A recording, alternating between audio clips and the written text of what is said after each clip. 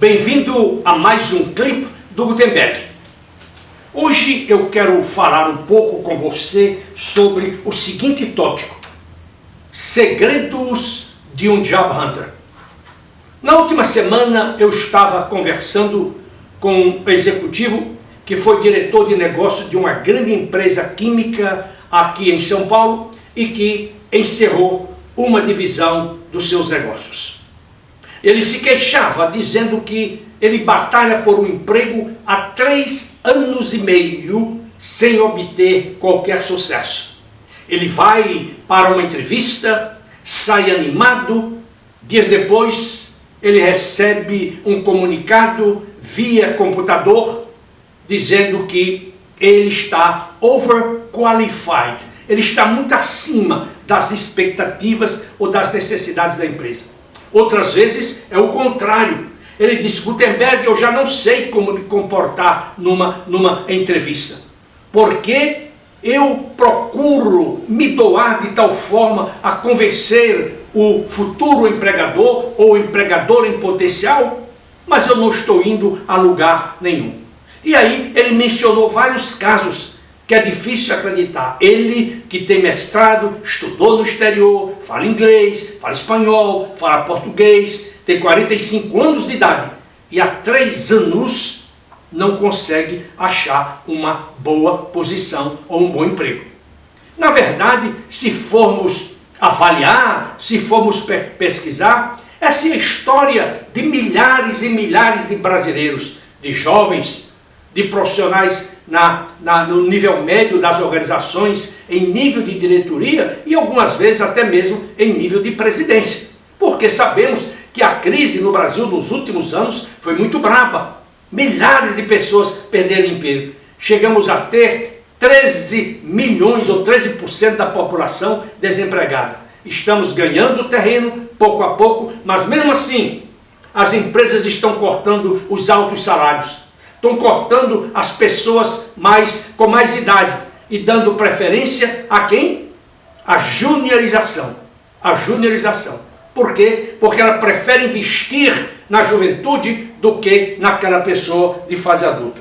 Em função dessa crise de trabalho no atual mercado brasileiro, eu gostaria de chamar a sua atenção para alguns segredos que são vitais se você procura um bom emprego ou uma boa recolocação. Assumindo que você tem preparo, que você tem experiência, que você tem fluência em 2 ou mais idiomas, que você é uma pessoa agradável, simpática, que você é uma pessoa educada, etc, etc. A primeira coisa, naturalmente, eu já falei tanto sobre isso e parece uma reza chinesa. A primeira coisa mais importante para você que está procurando uma recolocação no mercado é o seu preparo. O seu preparo físico, o seu preparo mental e intelectual, o seu preparo psicoemocional, principalmente, e também o seu preparo espiritual.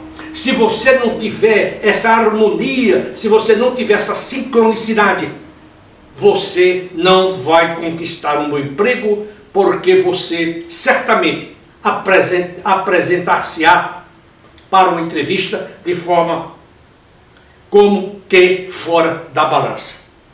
Em segundo lugar, é necessário que você planeje o seu trabalho quando você vai buscar o mercado. Como eu já disse em programas anteriores, você não pode ser um amador. Você tem de colocar no papel cada atividade que você vai desenvolver. Desde a coleta de referências, o preparo de seu pacote de remuneração, as pessoas com as quais você vai falar na sua rede de relacionamento, os headhunters, as empresas que você vai estabelecer como target e, sobretudo, elaboração de currículo, preparo para entrevista, negociação salarial, tudo. Isso tem de ser planejado de tal forma que você ocupe o seu dia de trabalho das 8 da manhã até as 6 da tarde. Você tem de se esforçar. A busca por um novo emprego requer trabalho duro. não importa se você está recebendo nãos. Quando você vai ao mercado procurando emprego, você já tem um não de cara. É tanto que eu gosto muito da expressão do autor do livro What Color is Your Parachute?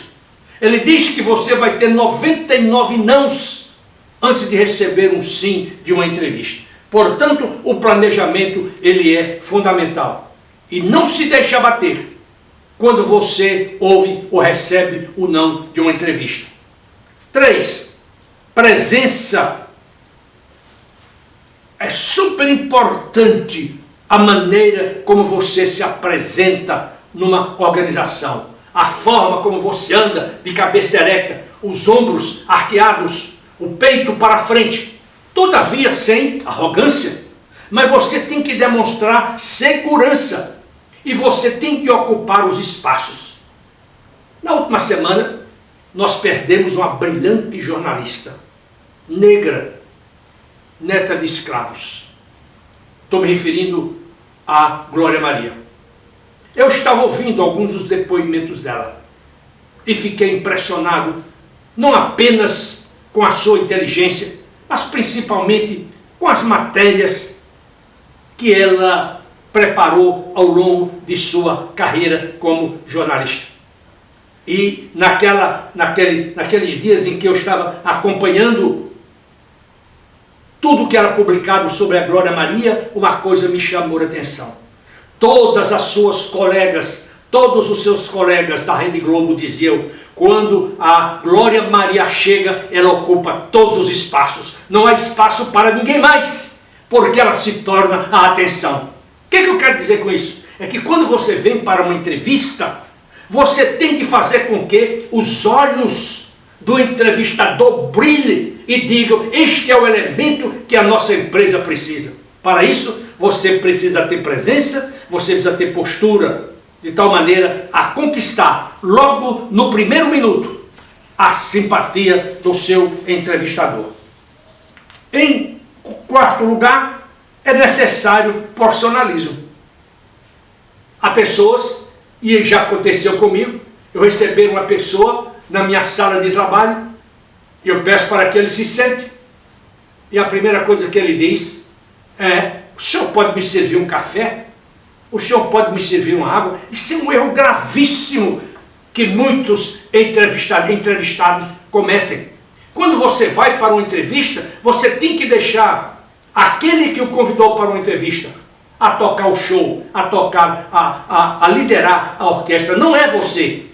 Você está ali para se apresentar com a postura de um executivo, com profissionalismo. Você não pode colocar a sua pasta sobre a mesa dele. Você não pode ficar olhando os papéis que ele tem sobre a sua mesa. Você não pode entrar em intimidades. Então, muito cuidado com essas pequeninas coisas, porque elas podem significar a sua contratação ou a sua rejeição no processo de entrevista. Em quinto lugar, use palavras poderosas, positivas, convincentes durante a sua entrevista. Nunca fale mal do seu chefe, nunca fale mal de sua empresa, nunca fale mal de ninguém. Se você não pode falar o bem sobre o seu ex-chefe, fique quieto, mantenha sua boca calada, pois em boca calada não entra mosca. Já diziam os antigos, o silêncio é de ouro. Você já deve ter ouvido essa expressão. 6. Faça perguntas inteligentes. Quando eu entrevisto um profissional e eu pergunto para ele: você tem alguma pergunta a fazer? E ele diz: não, estou satisfeito com a sua explicação. Eu digo: este profissional é um homem medíocre, ele não pensa. Não é possível que você seja entrevistado durante 45 minutos, uma hora, e depois o entrevistador lhe pergunta se você tem alguma pergunta a fazer e você diz que não tem. O primeiro sinal é que você não fez o seu dever de casa, que é estudar a empresa, o produto da empresa, o gerenciamento da empresa, a política comercial da empresa, a situação financeira da empresa, a reputação da empresa, os planos futuros de expansão, etc, etc, etc. Nunca vá, portanto, para uma entrevista sem levar pelo menos 5 a 10 perguntas inteligentes. Por último, use de polidez durante a entrevista.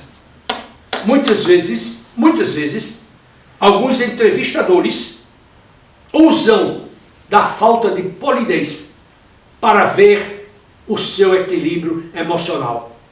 Eu me lembro que no passado eu conduzi um processo de outplacement para um vice-presidente da Nextel da área de informática.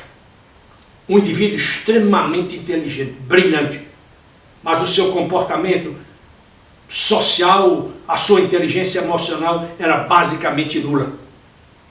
E ele, quando ele, de acordo com ele, quando ele fazia uma entrevista, quando o candidato lhe entregava o currículo para que ele lesse, ele pegava e rasgava o currículo e atirava na lata do lixo. E ele disse: Gutenberg, quer saber por que eu faço isso? Para ver o tipo de equilíbrio emocional do candidato que eu estou trazendo para a minha empresa. Se você ler o livro sobre os 3 sócios do grupo Embev, eles falam a mesma coisa.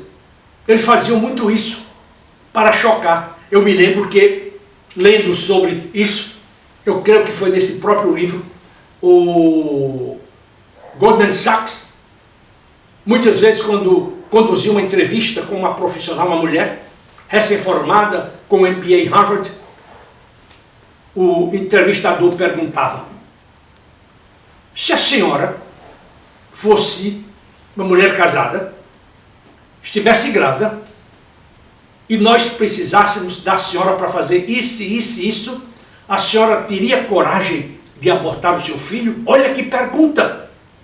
Olha que afronta! Olha que indignidade! Mas é aí onde você testa a sua sensibilidade e inteligência emocional. Cuidado para não derrapar nessas cascas de banana. Eu acredito que esse clipe, ele não diz tudo sobre como ganhar, como conquistar, como se tornar um vencedor numa entrevista, mas pode lhe ajudar tremendamente. A única coisa que eu peço a você é: se prepare, estude, leia muito, não saia de casa de manhã sem fazer a leitura dos jornais. E vá para a entrevista, como disse, de cabeça erguida, para ganhar o jogo. Eu agora quero convidá-lo